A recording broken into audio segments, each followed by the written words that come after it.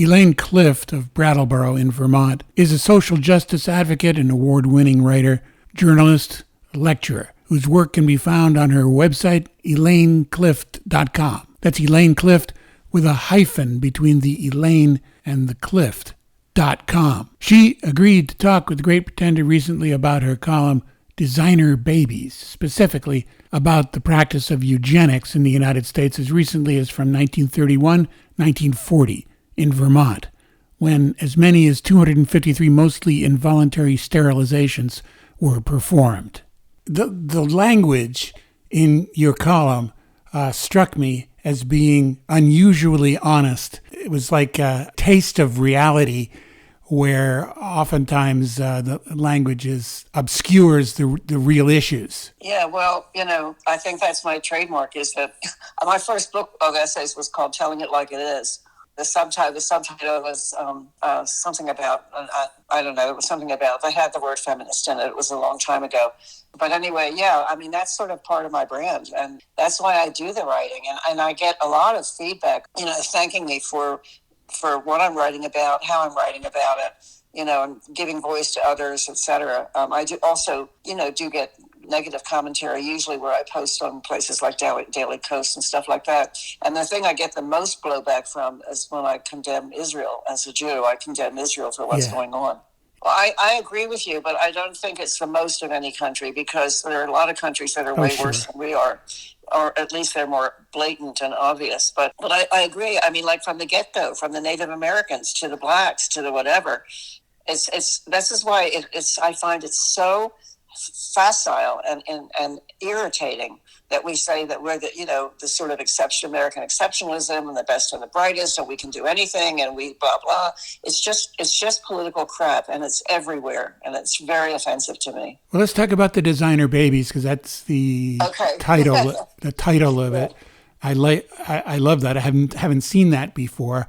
Immediately it hits home, and you have a quote here defined as an infant whose genes or other cellular components have been altered by practitioners at the embryo or pre-embryo state. So, this is Frankensteinian, what's going on here, this meddling with nature. Yeah, well, it's also, as I said in the piece, very, very much an act of eugenics. Right, of which the state of Vermont is quite familiar. Yeah. Talk to me about how Vermont was involved in eugenics in the 20th century. Okay, so in terms of Vermont, I don't have a lot of detail on it, but I mean, I did the research, and what I learned is in the piece, and I really don't know that I can say more than that. I mean, basically, young girls and probably childbearing age women were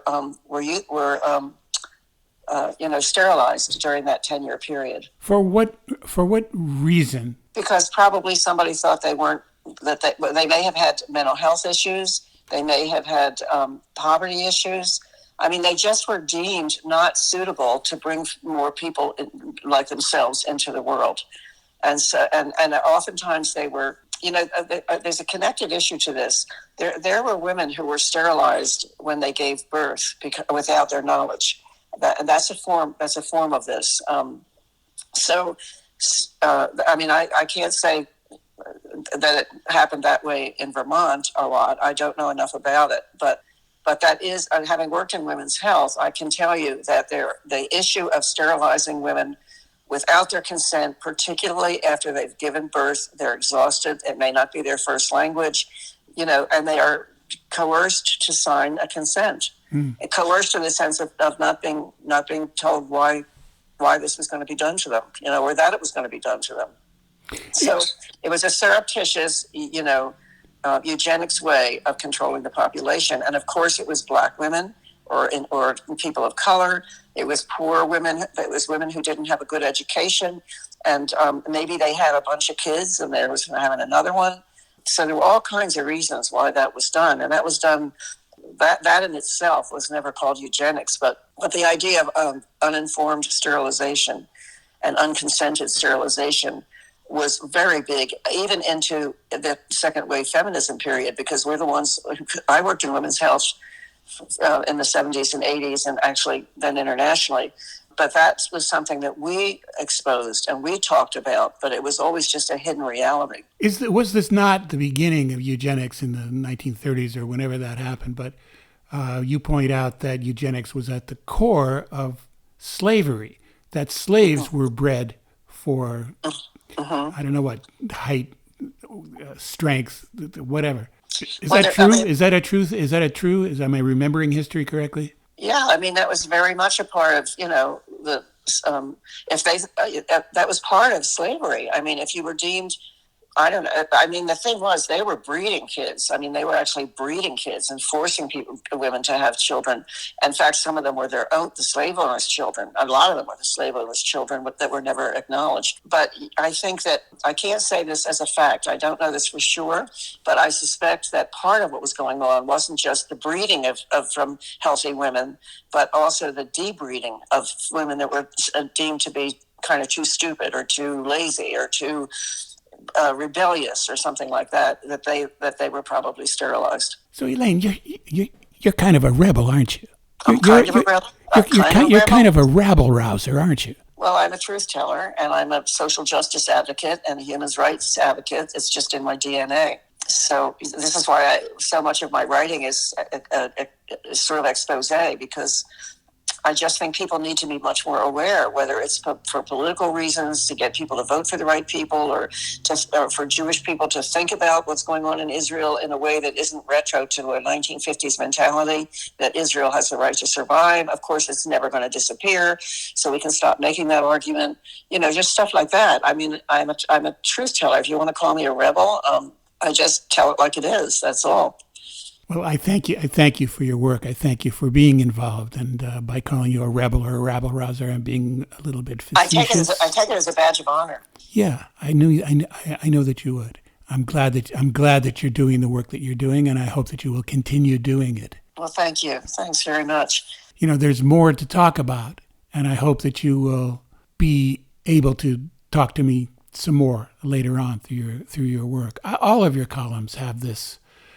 The truth-telling that you do is very powerful. Well, thank you. Thank you for that. That's the kind of feedback that I get that keeps me going, honestly. I mean, I do have, certain followings. I have a 5-page listserv that get all this every month, as well as that I post them on blogs and then my website and stuff like that. So this kind of validation is very important to me to keep me going. I try to stay a month or two ahead, so I'm not desperate at the end of a month to write something. And right now, I've got what I need through November. But there's always that little niggling thing about, oh my God, am I going to be ready for this? I'm going to have something new to say. And also, one or two of my editors have said that what I write is pretty heavy, and could I lighten it up sometimes? Who told you that? Well, it doesn't matter who told me that. Well, anyway, I want to encourage you to dive deep. As deep as you can. I'm not going to stop. I mean, it's my signature piece as a columnist or journalist. But I do get their point. I mean, because we all have fatigue right now, anxiety and stress and fatigue around what's happening, in this country and in the world, and to various cohorts. And so I do understand that, we're all pretty tired of this stuff and really stressed out by what we are afraid might be coming at us. So I did recently do a piece on, I did a, end of summer back to travel piece, and that everybody ran that. And then I've got one coming up about being in a 50-year bicultural marriage. So that's kind of fun. But basically, I am what I am, and I am who I am as a writer. And that's the reason I keep doing these things.